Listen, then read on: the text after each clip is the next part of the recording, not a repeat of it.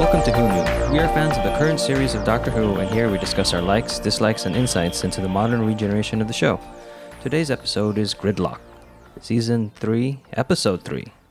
Or better known here in California as the 405 freeway. The Doctor returns to New York and loses Martha to the carpool lane. This episode is written by Russell T. Davis, directed by Richard Clark. It originally aired on the 14th of April, 2007. The overnight ratings were reported it was watched by 8 million viewers. Hi, this is Eugene. Let's introduce ourselves. I'm Josh. I'm Kelsey. Hey, this is Brian. Hi, this is Auburn. Hello, this is Frank. This is Arlene. The couple from Grant Wood's painting American Gothic are trapped in a car that is being attacked by an unknown force. The wife says it's because they lied and told the computer there were 3 of them instead of just 2. They are killed as the traffic report says it's smooth skies all the way home.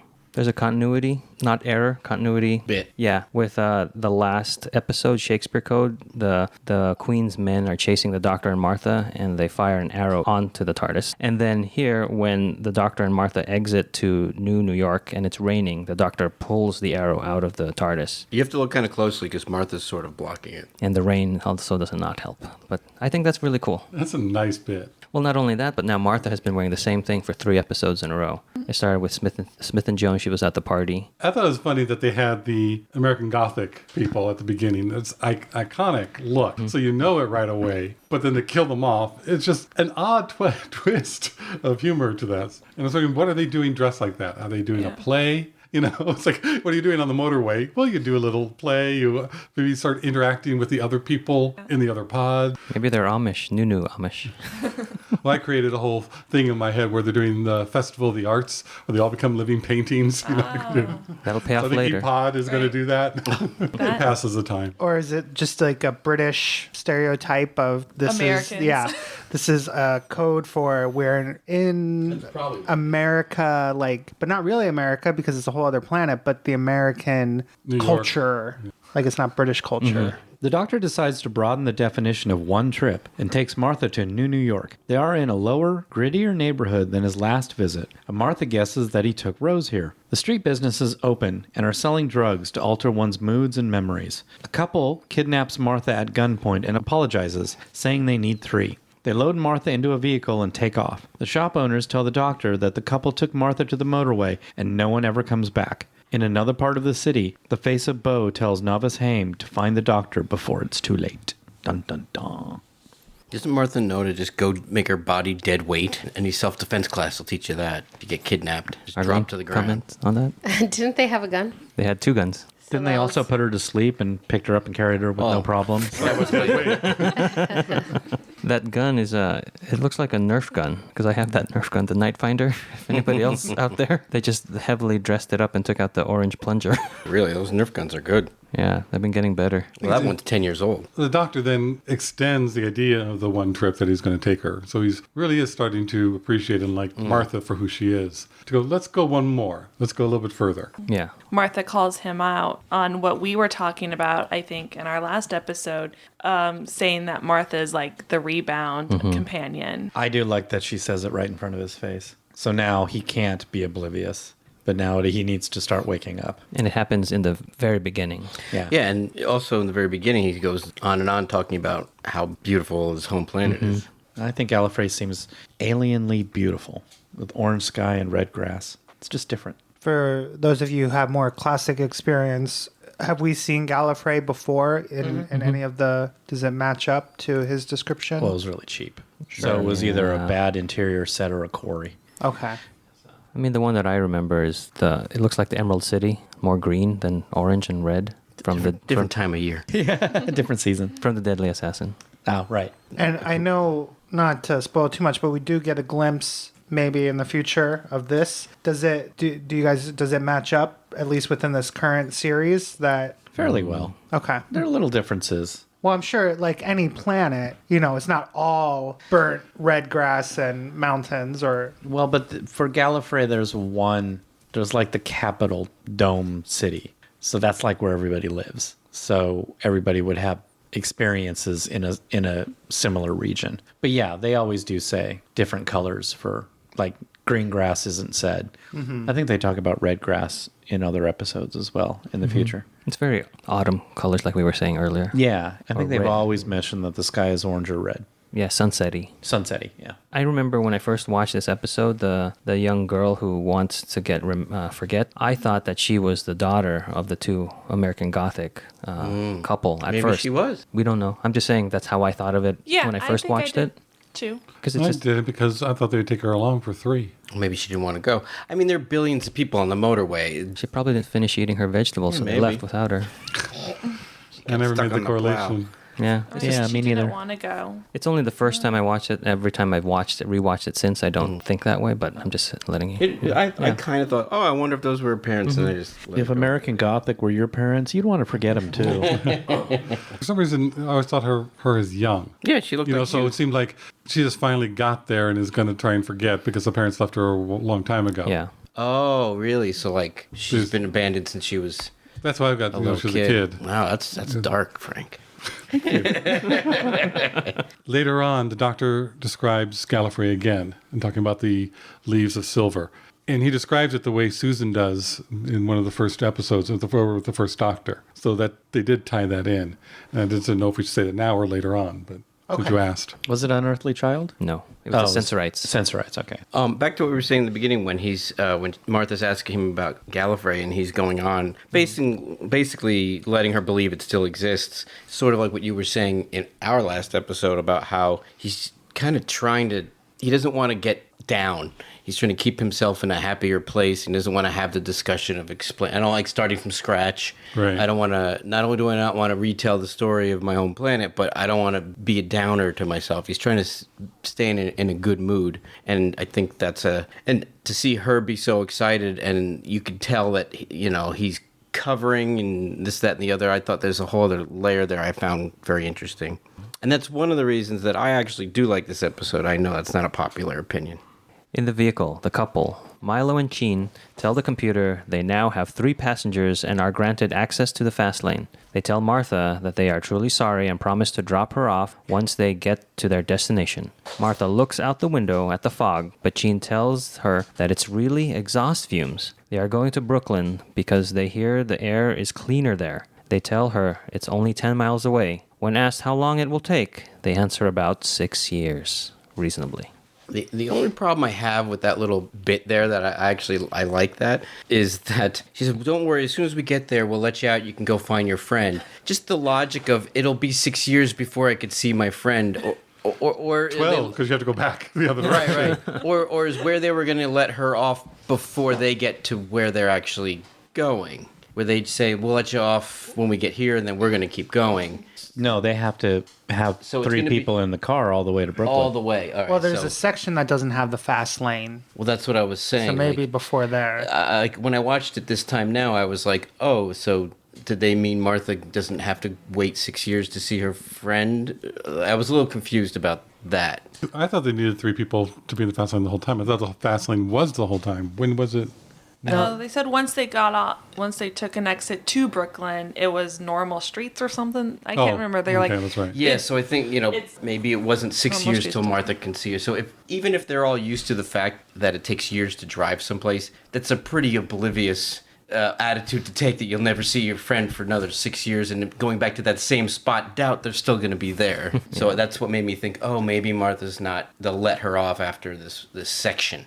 And also, I think we should mention the ridiculousness of, having a commute that's 6 years. Well, and part of me wants to say that because of that maybe this whole story isn't meant to be literal. Yeah, you really have to buy a lot. But that's what I'm saying. Like, because Suspend reality. there is a lot that you have to, yes. All these people being on this road for years 23 and years, 22 years. Like Nothing breaks down. Right. They did the hand waving with the regenerative fueling and the waste products as food, but it's still like the human psyche cannot maintain itself if you are in those small spaces. And as the doctor was jumping through the cars, or some people that are single drivers, this doesn't seem to me like as far as stretching the imagination and the suspension of disbelief, that this would even fit within the world that we see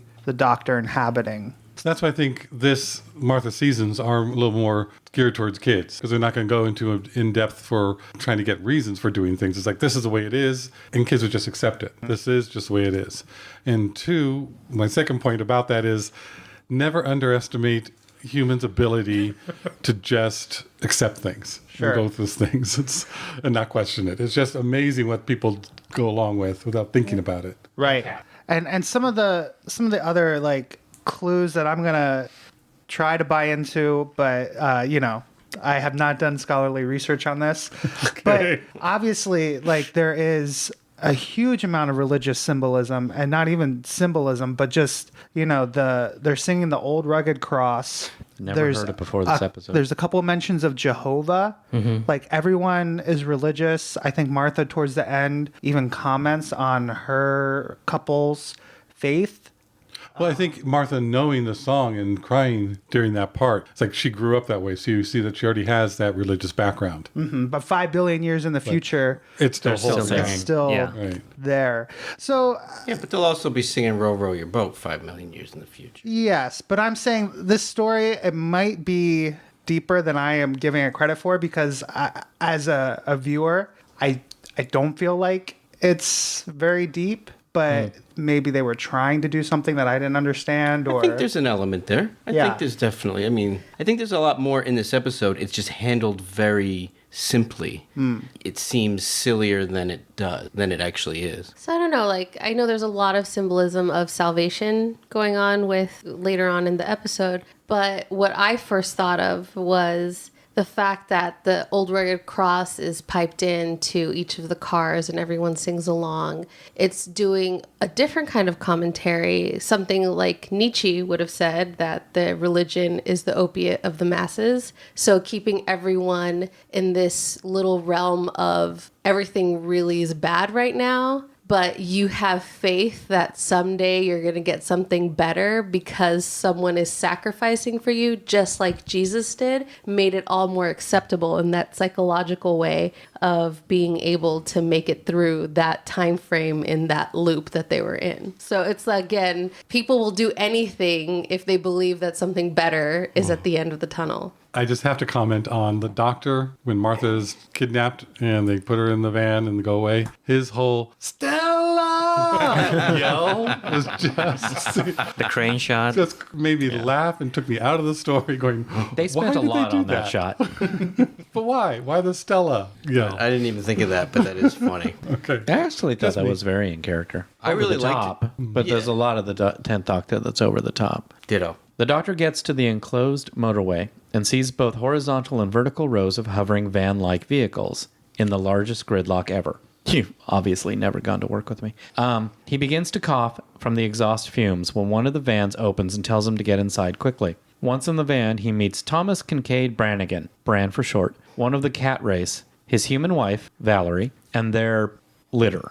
The kittens were born in the van, and Bran and Valerie have been driving for 12 years. The cars move up a bit, and now the Doctor is trapped on board until they reach the next platform in about 6 months.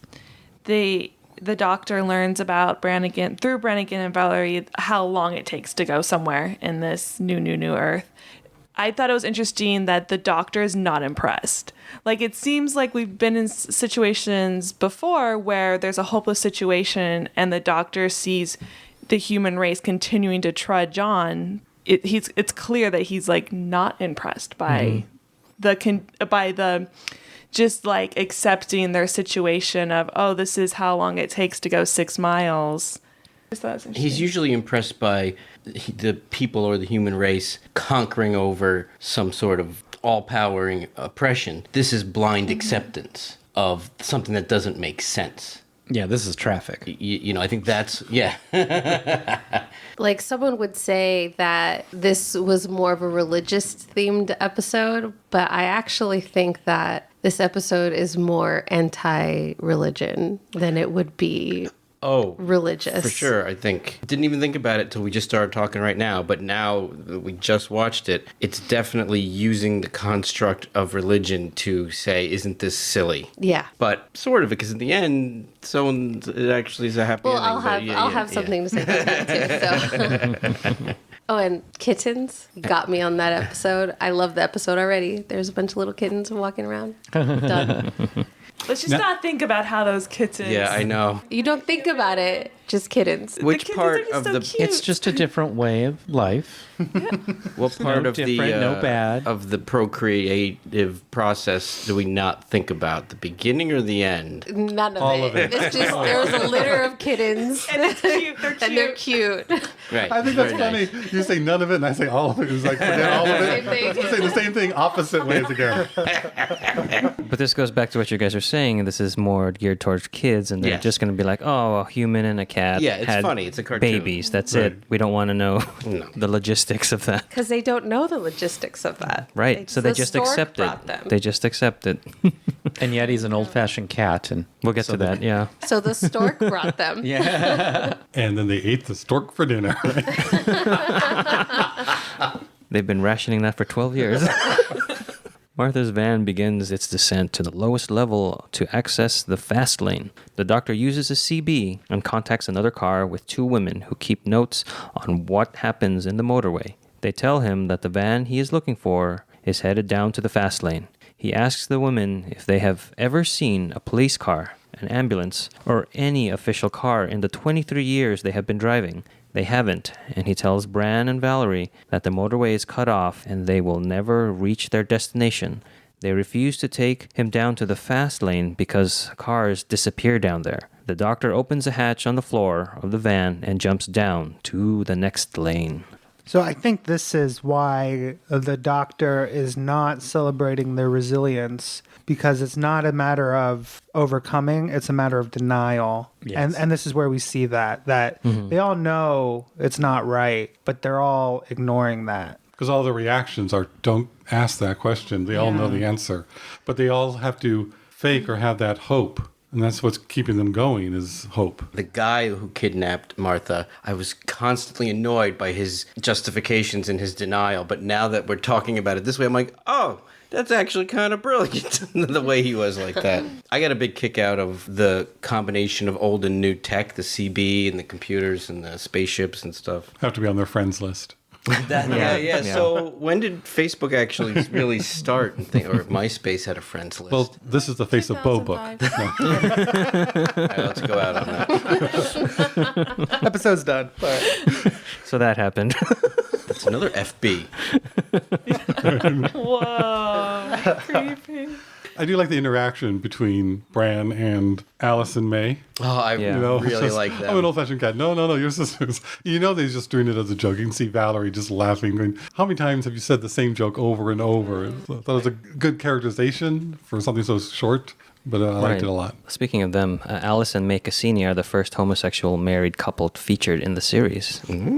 this must have been a script issue where somebody said, okay, we're going to have the doctor jumping on cars, going through the cars, jumping on cars. He's got to take his coat off. So he just gives up his coat. And we learn. And I love that coat. Janis Joplin gave me that coat. Yeah. Which is just a great line. And watching then it- he says to Valerie, if it makes you feel any better, I'm having kittens. I just thought that was very funny.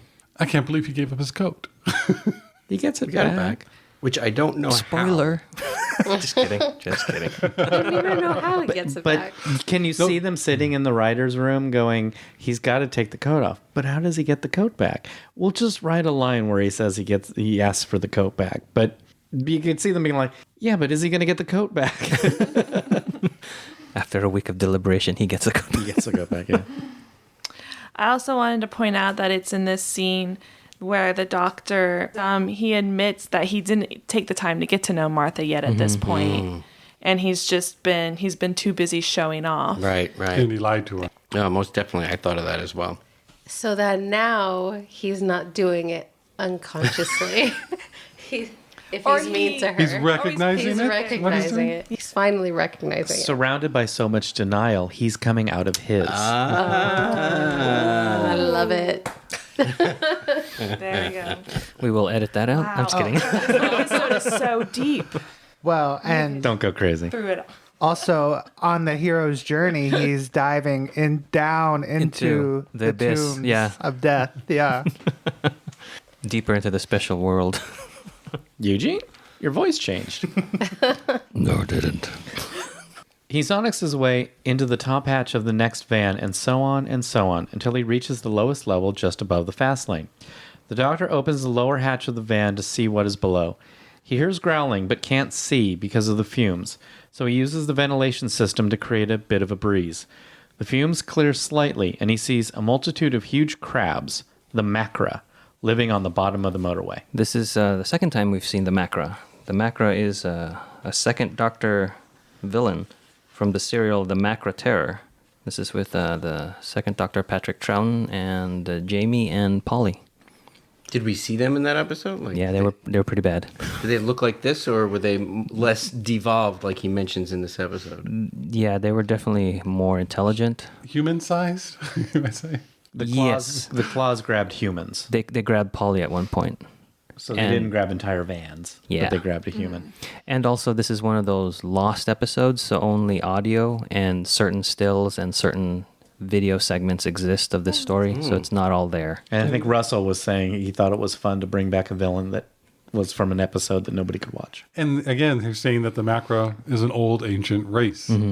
So another one to go along with the Arachnos. And while they are the villains in the Motorway, they don't end up being the cause for the problem. Correct, yeah. So they're more, They're just there. yeah, And Well, hungry. at this point, we don't know that. right, Right. But eventually, like it wasn't a macro plot to eat people. It was just So how long did they say this has been going on? 23 years? 24. 24? Well, they've been, one of the first ones were driving, Alice and May. And they've Yeah. been driving for 23 years. Yeah. So, okay. But they've hey, been driving for 23 years, but does that mean that's when the freeway started? It's coming up. Just hold on. But one of them does say, we were one of the first people. Oh, okay. We were one of the first Yeah. people on the motorway, and that Gotcha, was gotcha. 23 years ago. And we get the explanation later on. Yeah, That's all yeah, I'm saying. yeah, Okay. To me, anyway, it's very confusing. Like, I know that it's all explained at the end. Like, especially, I don't know. When it comes to, like, plot, I don't feel like it should be deep and shrouded. Like, this happens because of this happened because of this. Reminds me of current Doctor Who, or current-ish Doctor Who. Oh. But I like this episode, but I do feel like through most of this episode I'm very confused, because at this point I do feel like, oh man, someone is like manipulating this freeway to keep the macro fed. That's what you're supposed to think. Right. Oh, okay. It's a whole That's a good mislead. thing. Yeah. That's what a good it's thing supposed to then. totally seem like. Like there are these, that it's, like you said, a macro plot. The fact that they're dwelling on a lot of past villains, like very ancient things. The doctor talked about his planet. He's revisiting a place that he's already been. Maybe it's just the doctor's psyche right now that he's just dwelling a lot in the past. And he started trying to figure out how to move forward from that, but he's really dwelling there. Makes sense. I can see that. I think there's the whole thing with now that he's on the rebound, or this that is making him question life and just put him in another space and time.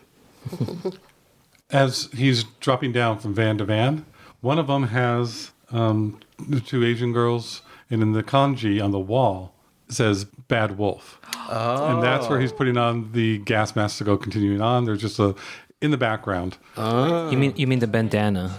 Well, because of the gas, he's Yeah, putting yeah. the bandana on as a mask. Yeah.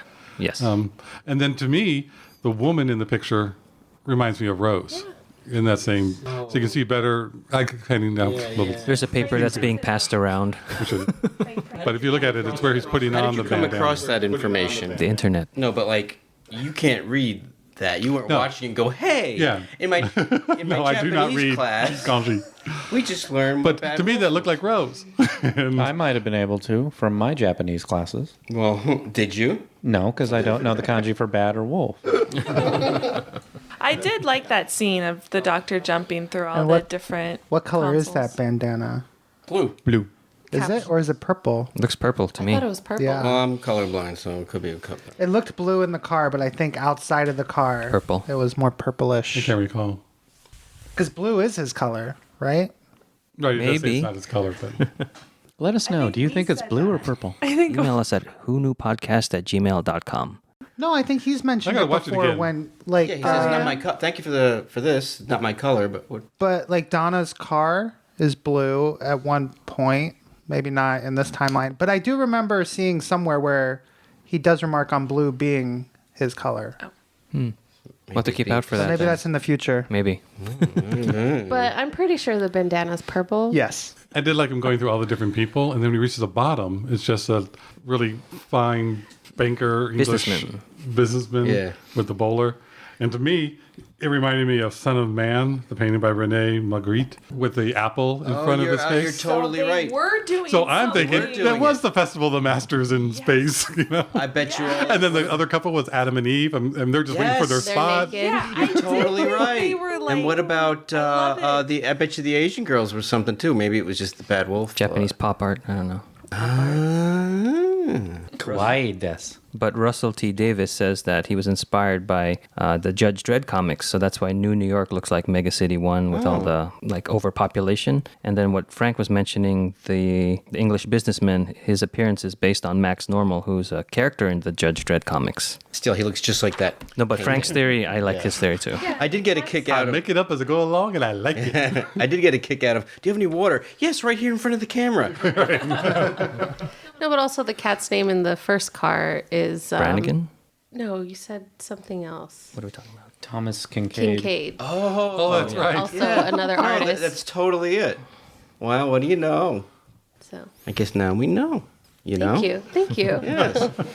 And back to commenting on him jumping levels, it's like that's what the doctor does. He runs, but in this case, he can't run horizontally. He runs vertically, so he goes lower.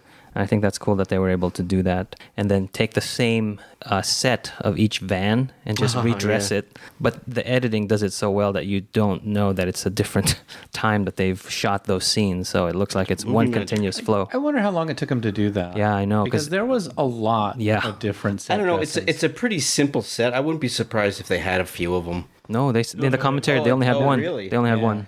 But they are small. It's like the Big Bang I mean, I Theory. It's the guess same even- elevator. They walk up and down. Yeah. It's not necessarily that you'd have to relight them. The lighting is different, though. Well, Yeah, that's that's one thing true. you God, I'd love to know. Did it take a day? The Did you production just have people are just like, everybody they there? don't know what we do. probably did.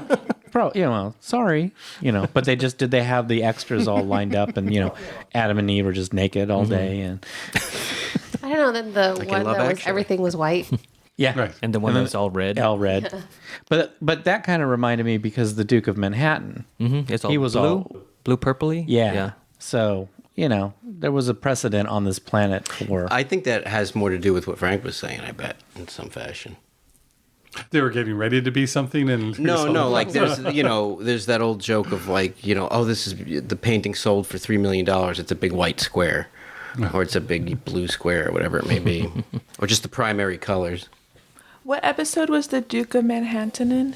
New Earth. Oh, he was in that episode? Did we do that one? he was already? dying, did. remember? And Oh, he was and then in at the end, hospital bed. he Miraculously recovered. Yeah. All right. Okay. But again, going back to what we were saying about the guilt that the 10th Doctor is showing, paralleling this with Rose's first venture into the future with End of the World, but talking about that with this, back then when we had our episode, we were talking about how the Doctor was showing off by going way into the future, like, this is a hot rod and I'm going to go as fast as I can to impress my date. Where here, he's admitting that he's sort of he is showing off, but then now he cares about what's going to happen in his consequences of what he's doing. And I think that shows growth in his character too. Ender liked that too. I liked how the girl that kidnapped Martha when she was asleep thought she was rich Yeah. because of the way she was dressed. Leather. It's Yeah. expensive. Just the fact that she wasn't dirty. Not that they were dressed in rags, but But they were, didn't look as clean. No. Milo, Sheen, and Martha reach the Brooklyn Junction exits, but they are closed. They hear growling from outside of their van, and it begins to shake, Star Trek style. A woman from a van behind them calls on the CB and tells them to drive up. There is something living in the exhaust fumes which has caught them. Milo won't go up because they don't have authorization, so Martha orders him to drive forward, but the Macra attack the van. Something is drawing the crabs to the ship, so Martha tells Milo to shut everything off and the attacks stop. Without power, they only have 8 minutes of air left, and 8 minutes to decide what to do. And the woman that called them was another cat woman. Yeah, I took it as a cat, where some people have taken it as a wolf. She looked like a wolf to me. Cat. Wow. It's a cat. I thought it was more of a wolf like from Harry Potter, the Grimm. I just found it interesting how they used the same sort of... There's cat people on this Yeah. planet. Yeah. But all So the why cat wouldn't there be people look wolf the people? same. Because those are canines. All the cat people we've seen look the same, though. Well, it's mass hysteria. There are dogs and cats living together. But that's like for her and her companions did that were too. in there. Yeah. It's like she's trying to save someone else because she knows she's Yeah. can't save Well, herself. it was weird because I was watching it and I actually felt more empathy for those three characters in peril who just then died because I guess they were so interesting. Like what's their story? This wolf woman and With these the two twins? blonde Yeah. twins. Like I kind of like because they weren't just your generic red shirts. I was like, oh no, they seemed like more actual people to me. That is interesting. Oh, how Martha said to shut everything down because she saw it in a movie? Yeah. I'm assuming it's Jurassic Park. Submarines. Submarines, It's that's like what it was. every submarine movie, and then the AC or the air con shuts down, so Right. then they're sweaty, just like a submarine movie. So what does happen after they shut down in submarine movies? They float. It remains quiet, and they wait for the other The sub to depth make a charges move. go off. Someone drops a pen, and they can pick that up on the sonar. And then they fire everything, and Or Spock accidentally turns the sensor on. but Martha does get a lot of her information from movies, Like the last Shakespeare- episode, Back to the Future. Back to the Future. and then this. Was there anything? So it's like, there anything in the prior movies? In the prior episodes? What movies? but I like that. But I like that she's using her own knowledge, which is just of pop culture, Yeah. movies, whatever, and finding How the else are you practical supposed to learn anything? aspect to it. That's how we learn about Shakespeare. I learned everything through Doctor Who. It was also this car that said, Jehovah, what's wrong with you? No. To Yeah, and then Brannigan says it too. But you see, I just see that as an exclamation. Sure. Yeah, but, Sure, the fact but- that that's the word that they choose. Yeah. Like they and again, this is one of those episodes where I've said before it's either genius or mediocrity. And you never know, know, it could be All some I- guy, all I you know. think of- I'm sorry, but all I think of when I hear Jehovah is Monty Python. yes. Jehovah, Jehovah. You're just making it worse for yourself. How could it possibly be worse? Jehovah, Jehovah. One interesting thing, and I'll just bring it up here because it's closest to the fast lane takes 3 people to enter the fast lane. As I'm sure Arlene knows, the Trinity figures prominently in Christian mythology. We also have 3 exits that are all closed for Brooklyn from the fast lane. I feel like there was one other set of 3, but I'm not recalling it now. Poison Ivy. One thing that this motorway is kind of like either a purgatory where it's in between all these spaces, like it's not the city, it's not the undercity, it's not the overcity, it's the middle, it's the journey there, or it's representative of just the rat race, like the human experience of like we're all on this, stuck in traffic, there's toxic fumes, and I think it's both. yeah, it's probably both or neither. Totally. It's But purgatory, and then Yeah. go down is hell. And yeah, You're destroying your own world by Moving adding forward. all this pollution, and you're creating this chaos and this traffic that you stay in because you follow rules because they've never seen a police officer. Right. Yet they won't drive in different directions. They'll stay in their line and they'll report what they're supposed to report, and they just fear it. Like in the very first scene where they said you lied to them and that's why we're being punished. So it's again like they're so blind at following the rules. So they're in a prison of their own making. Whether that's a religious, We'll find that out. Yeah. symbol or more societal. I think it's both. Yeah. I think it's a commentary on religion that you've created, your Well, own hell. It's like There was a meme that I saw this week that I thought it was hilarious. It's Jesus knocking on the door, and the person's like, "Hey, why? Like, what do you want, Jesus?" He's like, "Well, I want to save you from what I'm going to do to you." So it's of its own making. Mm-hmm. Well, it brings up an interesting point. Basically, human nature to create this pattern of behavior, whatever the purpose of it is. It's just what we find ourselves circling in until some time traveler shows up and breaks us out of it. Jesus Christ. Or the Face of Boe. Novice Haim cuts her way through the roof of Bran and Valerie's van, demanding to know the whereabouts of the doctor. She continues down the rows of vans and finally finds him. She says the situation is far worse than he thinks and transports them both up top to the empty Senate building. Skeletons lay about the Senate building. Before you go on, I thought that was rude that she cut the top off. So now all the exhaust are coming in. She's like, she didn't care. It's like, then from then on, I could see that the doctor probably kept everything unlocked as he went because he didn't stop to lock it up again. Did she actually saw through it, or did she maybe just saw the lock and come down? No, because the whole ceiling came down. Yeah, the door falls down. I never thought of that. I hated that part. I thought of that as well. Well, I'm going to have to hate her now. But she knew that the doctor was about to save everybody. But they said 20 minutes made the person's head blow up, so... Yeah. Or enlarge, not blow up. Whatever Yeah, you know it what I was. mean. You know what I mean. Again, I think because Just clarifying. But again, I think that's, the juvenile, it's exciting to see the pirates and stuff. Brannigan was just, pirates. It seemed like, that's going to happen again. So maybe they can have an automatic fix somehow to it. And then her gun drill or whatever, laser drill, it sounded like the Cyberman drill. Yeah. Skeletons lay about the Senate building. They all died 24 years ago when a new mood drug called Bliss was released. It created a mutated virus that became airborne and killed everyone within 7 minutes. Miranda. Who gets it? Firefly. There we go. Well, Serenity. Yeah, the movie. She and the Face of Boe cut off the motorway and the Undercity to protect them. Boe hooked himself into the system to give the Undercity power. The city is safe again, but he is dying and does not have enough power to get the people out. Face of Boe pleads with the doctor to save the people below. Too much of anything can be really bad. So, like, the Dalek's intention was to take away those emotions to make rational decisions, same as the Cybermen. But then you add too much of the emotional part, too much of the bliss, too much of anything. It just creates something that's bad. But the problem with Bliss was that there was a virus inside it that was mutating. That's what killed them. It wasn't the Bliss itself. Yeah, I didn't like. So I don't know about the drug. I actually don't find that as creepy that there was a virus. But before they said that, I thought that's really cool that they were so blissed out they just sat there and died because they didn't care. That's what I was thinking. And was then in happen. 7 minutes they were all dead. So it kind of killed what I thought was really cool in 7 seconds.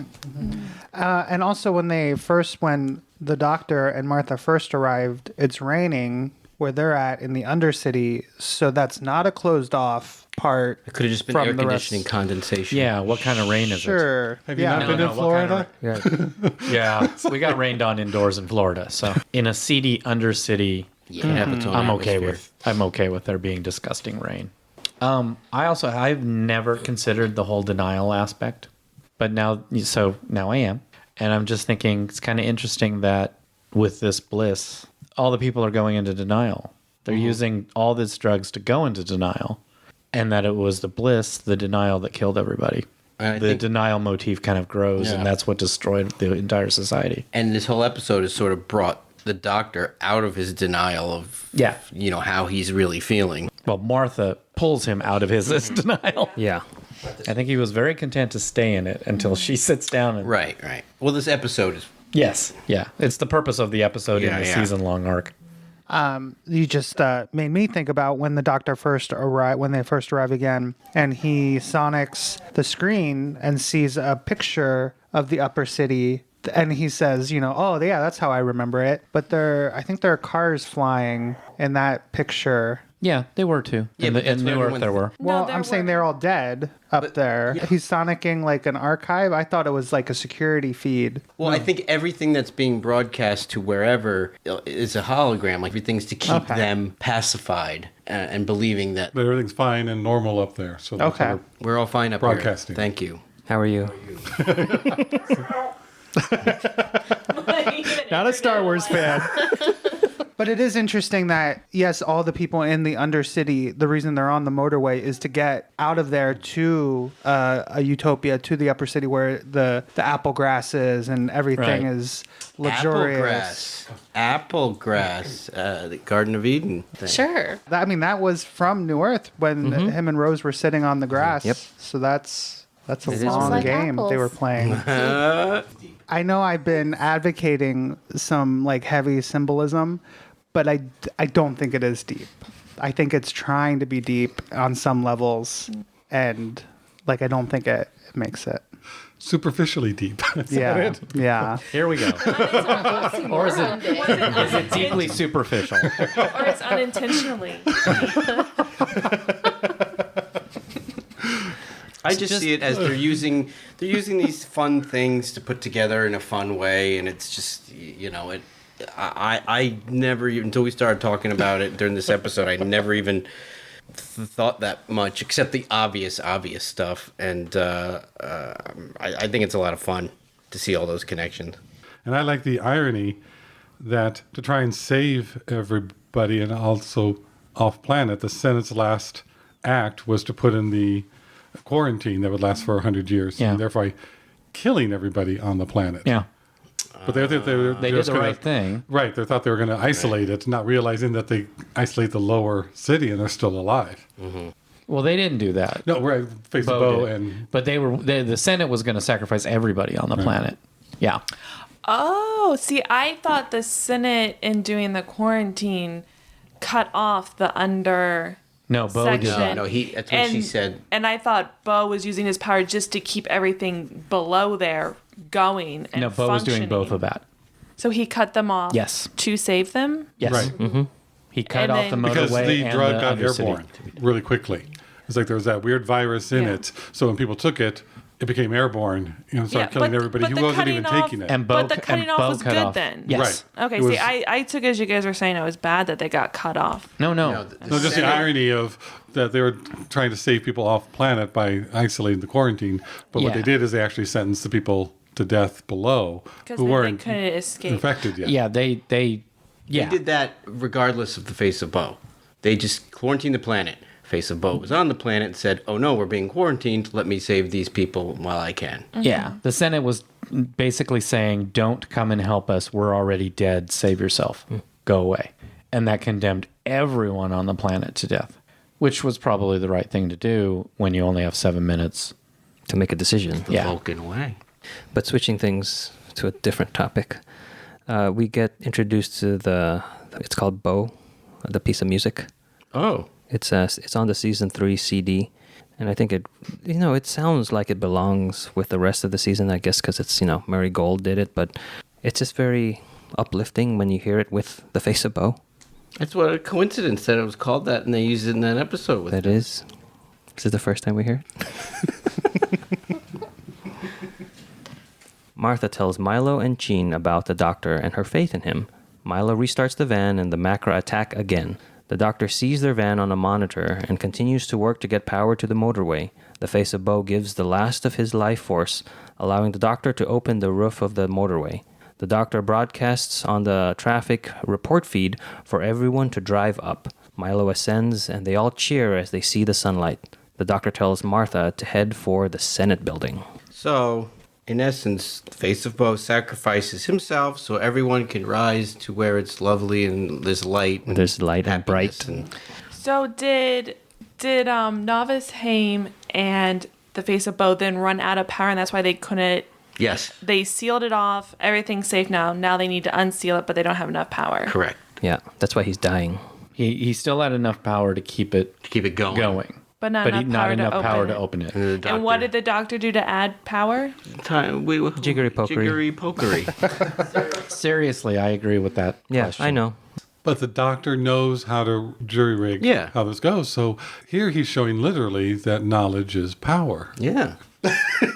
Exactly. No. It all works. It all fits. What's But your I what's your think- line, Because his Auburn? knowledge got It's the either power to go brilliant. there, but then something went wrong, and that's when he says, "I'll give you that extra bit." Schoolhouse rock. So that It's just that we need a sacrifice and knowledge for people to be saved. So it's not just one or the other. So it was trying to strike the chord with the balance of, there's the savior and there's the person who tries hard to get things to be fixed. Or they're saying that your savior is nothing. Look, we can create a new savior, and these people were saved, and they went to this place that seems like heaven because of where they've been living. It's both. It's all of it. It's all of the above of what. And you actually just made me think of an analogy for the macros? Macra. The macra down below, where he said they devolved and now they're just beasts. So, they used to have much more intelligence, whereas if you were, thinking about the consequence of your actions and all this stuff, and like if you don't do something that's what a good person would do, you think about it and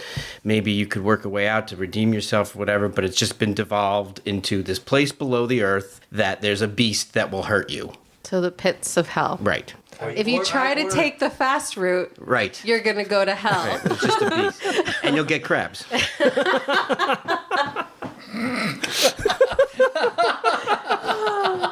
I love it.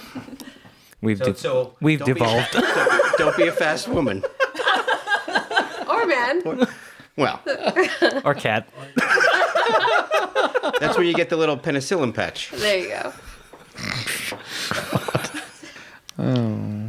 Martha reiterates something that Rose said about not really knowing who the doctor is. They come to that realization, going, "Oh my gosh, I just followed this guy, And I'm trusting in my faith, putting my faith in the stranger," I think she says. Right, but then she also reiterates what Donna said, in that sometimes I think he likes me, but I think he just needs someone to be with him. Mm-hmm. And Donna was saying, "I hope you find somebody, because I think you need somebody with you to stop you." Mm-hmm. So she knows a little bit more. And she looked down and there was a pair of footsteps next to her.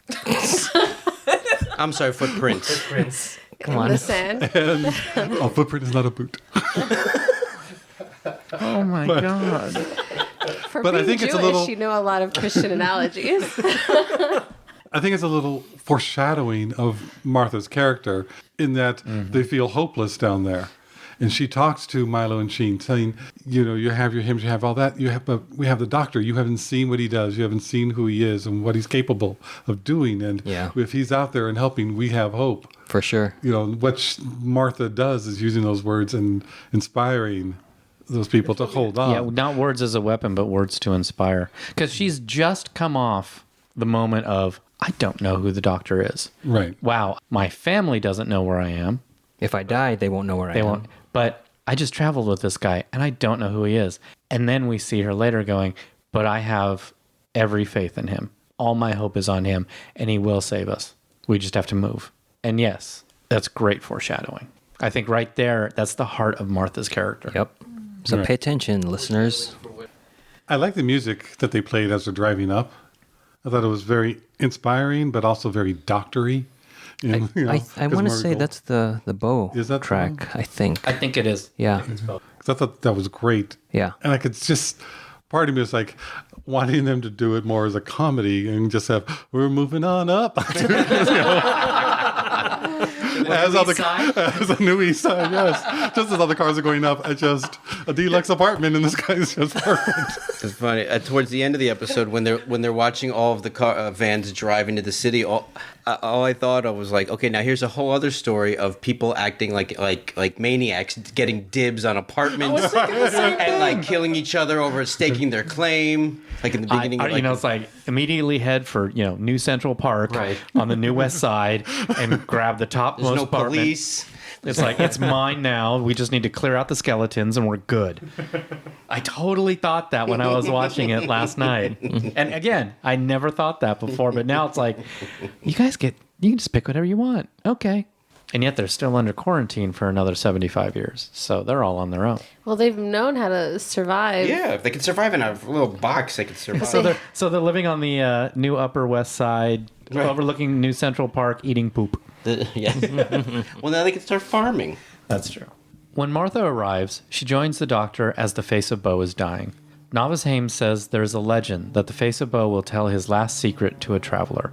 The Face of Boe says that he and the doctor are both the last of their kind. Then he says his last words. Know this, Time Lord, you are not alone. There is another Skywalker.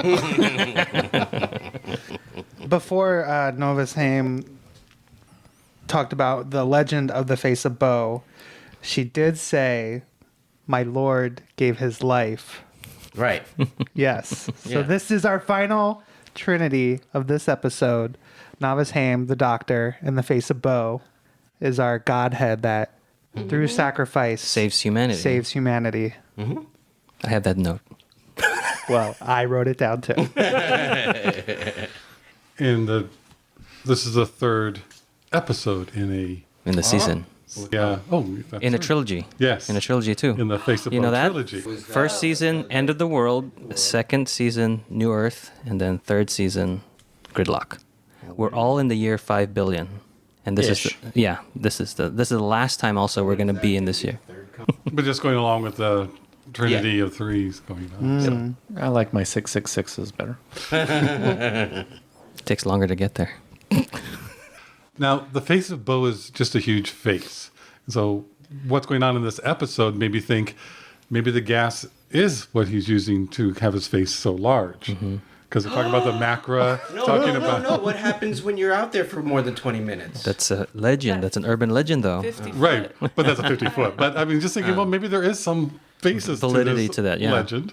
You know, the macra are yeah, larger but- than they were before, and that was overblown with the 50-foot head. But he already looked like that before this episode. But he's in a gas tank.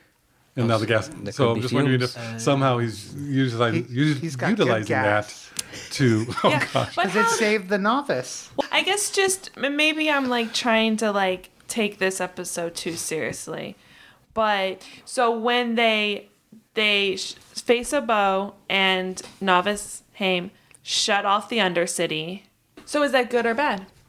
So it could be good and bad. Yeah. Yeah. Because if they hope for so long that they just die off Right, 'cause if you completely, like because Bo's gonna had to die eventually, in that situation where he's giving up all his power. So, like it was just like luck that the Doctor showed up at a time that. or the No, or I the think the TARDIS Face of Boe has faith in the Doctor. Yeah. So That's it's what I faith think. altogether. Yeah. But what if somebody down there was a mechanic who could open the doors and doesn't know there's a problem? What gets me is you cut off the Undercity and you cut off the motorways, but you can't still call them. No. And maybe you don't want to tell them No, what's you going don't on. want to tell them. I agree with you. But when it becomes safe and the virus has died out and now suddenly is better and you go, I don't have the power to open the doors. In my opinion, what is needed to open those doors is much larger than anyone could possibly be able to do, and that is down there.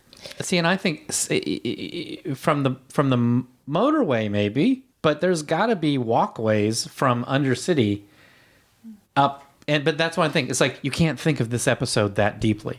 Or it could just be that whole explanation of the fact that this godhead that saved these people but left them in this state of almost doom thinks that he knows better than all the rest of them. So he doesn't think that any of them have that capability of being able to get out. Sounds like the Doctor and me. No. Yeah, or even the way like people view this godhead that like, oh, these people can't do anything on their own. The godhead has to be in control, and it's whatever the godhead does. It's nothing that you can do yourself that is savable. It's only someone from above that can save you. I don't agree with you on that. I'm thinking it's more along the whole theme that's going on with this of just you have one way of thinking, and he's thinking we have to get the power on, but we've given up so much of my life for power. How are we going to solve that issue rather than how to solve opening the doors? It's how to get power so we can open the doors. So he's not even thinking the right way. He only has focused on the one solution or one problem he's thinking of. Because he trusts in himself. It's just like someone who's doing a project and there's like a simple solution, but they're thinking so deep into it, they can't Right. see the simple solution. Right. Martha and the Doctor go back to the TARDIS, but she refuses to go inside until he talks to her about what the Face of Boe said, being the last of his kind and that he was not alone. The Doctor tells her about the Time War and the planet that was Gallifrey. Now, is that the first time we actually heard that much of the story about the Time War? It does feel like I it's think the that's- most direct. I think that's the most information we've gotten. Just presented as like exposition direct. And it's Right. nice. I almost want to say we got more in Doomsday. Is it the one with the Daleks? With the Daleks and the being Cybermen. Yeah. where they were locked in the Time War prison. I mean, the Time Lord jail. But here it is more direct. And more heartfelt. Right, Yeah. right. Personal. And I think this is what cements Martha for me as a character and as a Yes. companion. Yeah, is the that moment she sat down on that chair. She took the time and said, no, you talk to me. Yeah, what I really like about Martha is she addresses everything. I really didn't like part of this story that the Doctor and Martha are apart for the majority of this. I mean, yes, it kind of puts Martha in charge of that little area and shows some stuff of Martha, but that they're separated throughout this whole episode bugged me since it's also so soon in Martha's relationship to the Doctor. Look at it this way. They've been together this whole time, and they haven't really, neither of them are sort of being honest with either themselves or each other. By being taken away from each other, it wakes them up to actually think about what they're experiencing. They're kind of taking each other in the situation for granted. And now that the Doctor doesn't have Martha there to impress, he's actually left with how he actually treated her. And without Martha, having a crush or just being excited, she's actually being confronted by the actual situation she's in with her family and him. I don't even know him. And if they were still together, she wouldn't have thought of that. She would have just kind of been going along. Again, more, not denial. I wouldn't call that denial, but... No, I think this is getting them out of denial. Right, exactly. They're both coming out of denial. It's basically giving him a reality check. It's giving both of them a reality check. She actually has the courage to say rebound in front of him, and he actually is like, I lied to her. Right. So they are coming out of rebound. And I think they needed this. So much happens with her after this. It's kind of like you needed some big catalyst at this point in the story arc to do that. And from a script point of view, when they're separate, the only thing that they're doing... They're thinking about each other. Yeah. The Doctor's talking about Martha. Martha's talking about the Doctor the whole time. Because I don't necessarily like it, but that is what they're doing. No, it's good points, but I agree with you that I don't like it, but at least that does gives it a signify some of the reasons why they did that. Also, we had reached the point with Rose where when they got separated, we didn't have any anxiety about it. The Doctor didn't have any anxiety about it, but this is new to Martha. So having them apart, we don't know if Martha will be okay. Right. I guess basically. And then it turns out she does just fine. So Gridlock, who is this episode good for? Meaning this episode is good for who? I actually think this is good for a new viewer. I could totally see someone not liking it because on its surface level, it's really silly. But I don't know. I think it does everything that most of the other Doctor episodes do. So you would Monsters use of the this episode to introduce to somebody. You'd be like, hey, have you seen Doctor Who? No, here, watch this episode. You're going to love it. I don't know. Thank you for re-explaining the question we've used for a season now. I want to say thank you, Martha. That was very Martha-esque. Seriously. I would. Yeah, I'm going to just go with it. But only at a seminary. Yes. I would. Because I am torn between casual and new, because I like this episode if you don't delve that deep into it, I guess. It's fun, and I agree with what Josh said, so I'm going to put in the number one category that everyone will enjoy this episode if they watch it. I'm torn between not good for new or casual, but a Doctor Who fan or a diehard only. I so do not like this episode. It doesn't make me angry like Love and Monsters, so it's not that. I hate driving so much. Seriously, it just, my commute is killing me. So as my commute in life gets worse, the less I can even think of this episode because it just makes me have a panic attack. I'll be kind and say that it's category 3, which you would need to be a Doctor Who fan to enjoy this episode. Another analogy, we are slaves to our commutes every day and we follow them blindly. Yeah. Well, but I also will say maybe I was blinded because of that, but all of this in-depth stuff never thought of in a million years and probably never would have. I do like now the whole place is in denial and that our characters are coming out of denial. So that's a good motif to go with. I still don't get the whole religion thing. Well, you don't see what we're talking about? I don't see it. But that's just me. Yeah, but I sort of agree with Auburn that these are kind of obvious tropes from the Bible. But what I really like, it's for the people who are very religious. If you really do think about it, he's kind of poking fun at your religion. I think it's an atheist. So it's for I the never have a persons- problem with that. Yeah, so it's for the very religious person to think there's a religious episode for them, and then it's like, no, I'm just poking fun at you. Yeah. If you guys see it, then it exists. All right. I will go with Brian and give it a 3. And just as a little wrap up to my thoughts, I feel like the one with the Beast, Impossible Planet. Impossible Planet, and the Satan Pit, yes, both of those tackled not the same themes that this episode tried to tackle, but I feel like the way that they went about connecting symbols to the story was a lot better than this. And while I can read into it, many of those themes and many of those ideas, like Josh was saying, I don't necessarily think that they were unintentional or intentional, but because it is so frazzled, it is like an abstract piece of art. Like you can bring what you want to bring to it. And so that's why I give it a low score, because I don't think it's focused enough on what the story should be and what it's trying to say, because all of us are able to see these different points of view about it, which I'm saying now does not make it one of the best episodes of Doctor Who that would inspire somebody to keep watching, in my opinion. I'm going to go with the theme of the episode of 3s and also give it a 3. So I'm the third one giving it a 3, which is, if you are a fan of Doctor Who, you probably would like it and watch it. I don't think it's a great way to introduce somebody to the show, because I don't think it has a lot of the Doctor Who sections that I usually like. Casual, I think you'd just be a little lost in what Doctor Who is. So I'm going for 3 that you already know what's going on. You're a fan of the show, and you'll watch that and might enjoy it. I think I have to watch it again after this podcast, because I, same as Brian, didn't get a lot of the religious connotations. I don't even remember them saying Jehovah during this. Twice. Yeah, but it didn't register to me as all. But to me, it's just a, by George, by Joe. Right, so It was a dinner fit for Jehovah. Yeah. I was waiting for a jumping Jehoshaphat. I would want to give it a 3.